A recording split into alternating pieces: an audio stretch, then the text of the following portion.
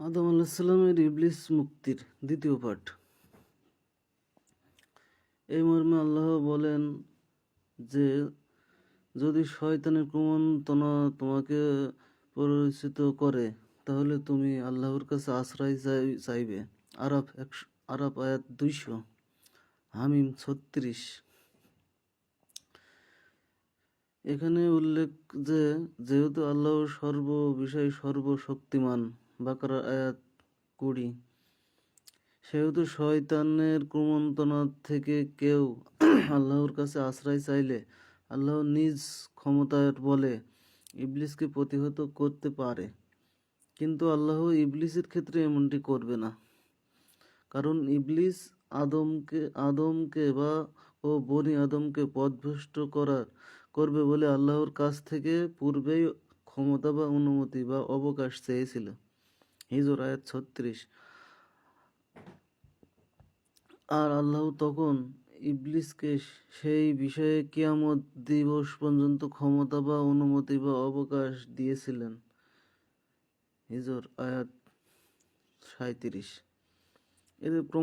এতে প্রমাণ হয় যে আল্লাহ কিয়ামত দিবস পর্যন্ত ইবলিসের কার্যক্রমে বাধা দিবেন না কিংবা কারো কথা মতো তাকে প্রতিহত করবেন না। যদি আল্লাহ এমনটি করে তাহলে আল্লাহ ইবলিসের সাথে কৃত অঙ্গীকার ভঙ্গকারী বলে গণ্য হয়, কিন্তু আল্লাহ কারোর সাথে অঙ্গীকার করলে তা রক্ষা করে। বাকারার আয়াত 40।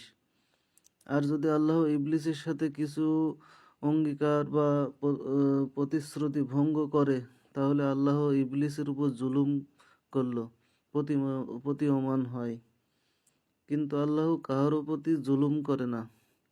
কাহফ আয়াত 49। উপরোক্ত আলোচনার প্রমাণ হয় যে কেউ আল্লাহর কাছে এই বিষয়ে সাহায্য চাইলে আল্লাহ নিজ ক্ষমতা বলে তাকে ইবলিসের কুমন্ত্রণা থেকে রক্ষা করবে বা ইবলিসকে প্রতিহত করবে এমন নয়, বরং যখন আদম আল্লাহর কাছে আশ্রয় চাইল তখন তাকে এমন একটি আশ্রয়ের সন্ধান দিল যেখানে ইবলিসের অনুপ্রবেশ ঘটার আশঙ্কা নেই। ইবলিস তো আসমান জমিনের সকল জায়গায় বিচরণ করতে সক্ষম। একমাত্র আদম কাবায় সেজদাকারীর সাথে ইবলিসের অবস্থান করে না, কারণ ইবলিস আদম কাবায় সেজদা না দিয়ে কাফের। বাকারা 34 নম্বর আয়াত। আর তাই ইবলিস কখনো আদম সেজদার শামিল হবে না। হিজর আয়াত 33। কিন্তু আদম যখন নিজেই ইবলিস দ্বারা আক্রান্ত, অর্থাৎ ইবলিস সংশ্লিষ্ট হয়ে পড়েছে, মুজাদালা আয়াত 19। আর আদম কাবায় সেজদা দেওয়ার ইবলিস থেকে মুক্তির একমাত্র উপায়। সেক্ষেত্রে আদমের জন্য ইবলিস মুক্তির উপায় কি? কোথায় সেজদা দিলে আদম ইবলিস থেকে মুক্তি লাভ করবে? এজন্য আদম যখন আল্লাহর কাছে ইবলিস থেকে মুক্তির জন্য আশ্রয় চাইল, আরাফ আয়াত 200, আল্লাহ তখন জানিয়ে দিলেন,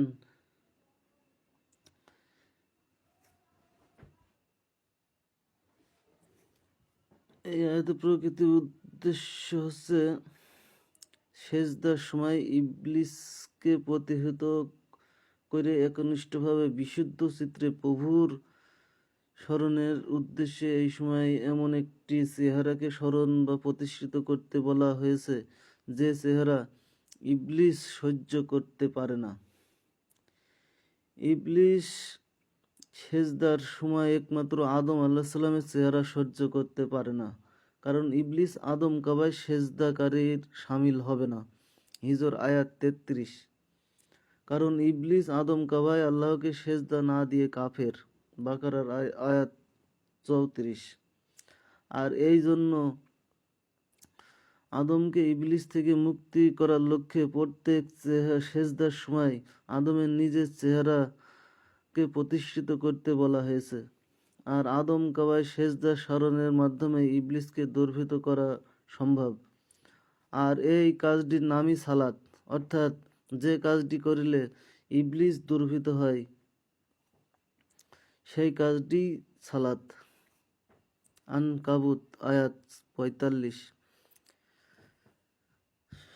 সেক্ষেত্রে সেজদার সময় সেজদার সালাত, সেক্ষেত্রে সেজদাই সালাত, আর সালাতে হচ্ছে ইবলিস দুর্বৃত করার প্রক্রিয়া। আর ইবলিস দুর্বৃত একমাত্র আদম কাবাই বা আদম চেহারায় সেজদার মাধ্যমে।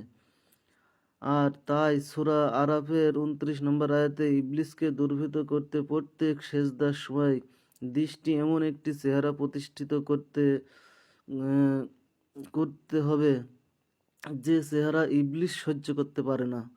আর নবীদের ক্ষেত্রে সেই চেহারাটা হচ্ছে নবীদের নিজের চেহারা, যেহেতু আদম নবী, আর তাই আদম ইবলিস থেকে মুক্তির জন্য নিজের চেহারা সেজদা দিয়ে ইবলিস মুক্ত হয়েছে, এটা নিশ্চিত। এই নির্দেশ পাওয়ার পর আদম আলাহিসাল্লাম তার নিজের চেহারা অনুমান করলো এবং বিশেষ প্রক্রিয়ায় তার নিজের চেহারা দেখলো এবং দৃষ্টিতে তার নিজের চেহারা আয়ত্ত করলো, অথবা নিজের চেহারার অন্তরে প্রতিষ্ঠিত করে সেজদা দিল এবং সেজদায় গিয়ে নিজের চেহারা স্মরণ করলো। তখন সে ইবলিস মুক্ত হলো, কারণ ইবলিস তো আদম চেহারা সেজদাকারী সামিল হবে না। হিজর আয়াত ৩৩। সেক্ষেত্রে ইবলিসের প্রতি জুলুম করা হয়নি, কারণ সে নিজেই আদম থেকে পৃথক হলো। আল্লাহ কারো উপর জুলুম করে না। কাহফ আয়াত ৪৯। তারপর থেকে যতবার আদম শয়তানের কুমন্ত্রণা দ্বারা আক্রান্ত হয়েছে তখনই সে সেজদায় গিয়ে নিজের চেহারা স্মরণ করত, ফলে সে ইবলিস মুক্ত হতো। তাৎক্ষণিকভাবে তার চোখ খুলে যেত। এই মর্মে আল্লাহ বলেন, যারা তাকওয়া অর্জনকারী তাদের শয়তান যখন কুমন্ত্রণা দেয় তখন তারা যেন আদম কাবায় সেজদা দেওয়ার স্মৃতিকে স্মরণ করে। আরাফ আয়াত ২০১।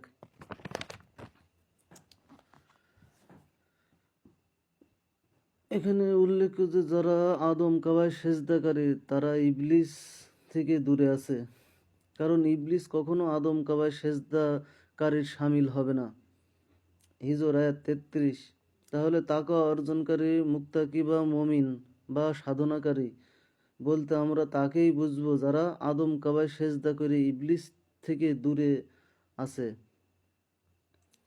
বা আন্তিক পবিত্র অর্জন করেছে। এই তাদের কথা উল্লেখ করেছে যারা যখনই ইবলিসের কুমন্ত্রণা দ্বারা আক্রান্ত হবে আদম কাবায় সেজদার কথা তখন স্মরণ করলে ইবলিস থেকে মুক্তি লাভ করবে এবং তাৎক্ষণিকভাবে তাদের চোখ খুলে যাবে। আরাফের আয়াত ২০১। এভাবে আদম ইবলিস থেকে মুক্তি লাভ করলেন।